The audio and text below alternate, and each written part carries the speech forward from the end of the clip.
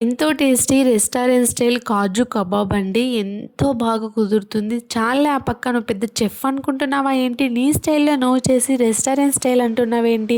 అదే అండి ఎక్కడికే వస్తున్నాను. నేను చెప్పిన కొలతలతో పక్కా ట్రై చేయండి. రెస్టారెంట్ స్టైల్‌లోనే వస్తుంది. అండ్ దీనికోసం ముందుగా మనం చికెన్ తీసుకొని బాగా వాష్ చేసుకొని ఒక బౌల్‌లోకి వేసుకోవాలి. తర్వాత దీనికోసం ఒక మసాలా ప్రిపేర్ చేసుకోవాలి. ఆ మసాలా కోసం స్క్రీన్ పైన ఏది ఇస్తున్నానో చూసేయండి. తర్వాత హాఫ్ లెమన్ వేసుకొని కొంచెం కరివేపాకు వేసుకోవాలి. కొంచెం సాల్ట్ వేసుకోవాలి. తర్వాత ఒక ఎగ్‌నైతే బ్రేక్ చేసుకొని వేసుకోవాలి. కొంచెం ఉప్పు, కొంచెం పసుపు, కారం వేసుకొని, ఫుడ్ కలర్ వేసుకొని, ఒక కప్పు కార్న్ ఫ్లవర్, ఒక కప్పు శనగపిండి వేసుకొని బాగా మిక్స్ చేసుకోవాలండి. బాగా మ్యాగ్నేట్ చేసుకోవాలి.